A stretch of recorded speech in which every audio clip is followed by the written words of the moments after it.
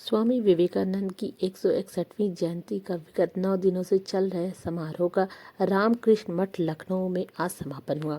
स्वामी मुक्तिनाथानंद ने हमारी राज्य संवाददाता ज्योति गुप्ता से खास वार्ता में कहा कि स्वामी विवेकानंद का यह संदेश है, हमें सिखाता है कि भूखे को भोजन कराना, रोगी की सेवा करना, अशिक्षित को शिक्षा देना और पीड़ित के दुख को दूर करना ही शिव पूजा का वास्तविक स्वरूप है।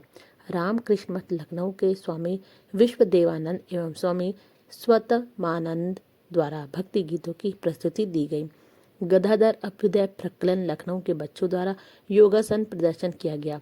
उनके अद्भुत प्रदर्शन के लिए मठ के अध्यक्ष स्वामी मुक्तिनाथानंद ने बच्चों को उत्साहवर्धन के रूप में पुरस्कार प्रदान किया। कार्यक्रम की समाप्ति पर मठ के अध्यक्ष स्वामी मुक्तिनाथानंद महाराज द्वारा सभी कलाकारों को अंग वस्त्र, कैलेंडर, आध्यात्मिक पुस्तक, पौधे और स्वामी विवेकानंद की तस्वीर भेंट की। देखिए लखनऊ से स्पेशल रिपोर्ट राज्य संवाददाता ज्योति गुप्ता की।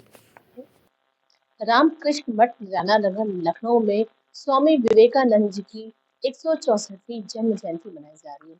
इसी विषय में ज्यादा बातचीत करने के लिए हमारे साथ स्वामी मुक्तिनाथानंद जी जुड़ गए। स्वामी जी, आपका हमारे चैनल में स्वागत है।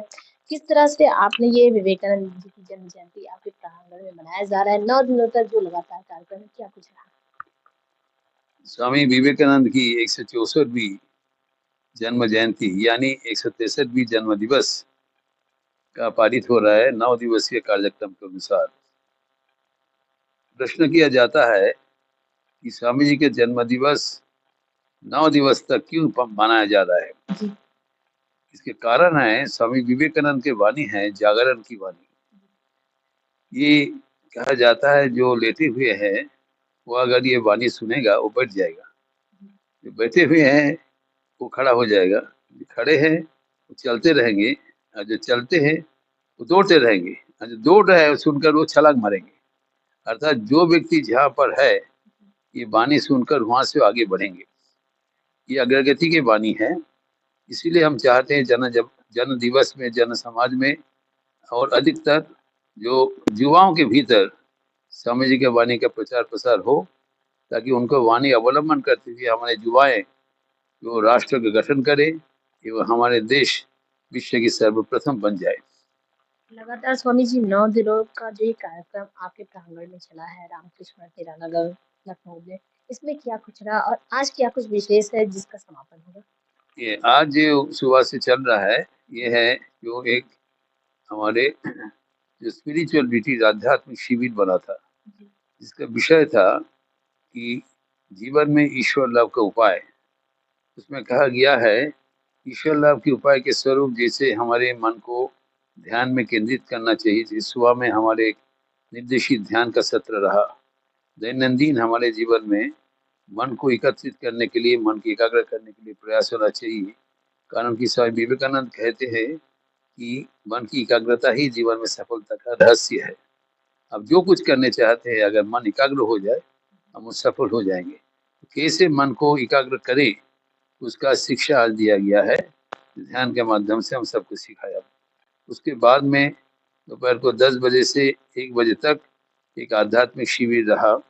उनमें भजन से माध्यम से, पाठ के माध्यम से एवं प्रवचन के माध्यम से हम लोग ये बात प्रश्न किया कि जीवन का उद्देश्य ही भगवान लाभ है, आनंद लाभ है। हमारे जीवन में परम अवसर है कि अपने को पहचानना। जो आनंद का तलाश हम कर रहे हैं, जो वही विश्व में हम लोग कर रहे हैं, उसमें हम व्यर्थ हो जाएंगे। आनंद भीतर में भयमान है, प्रत्येक के भीतर असीम आनंद है, असीम ऊर्जा है।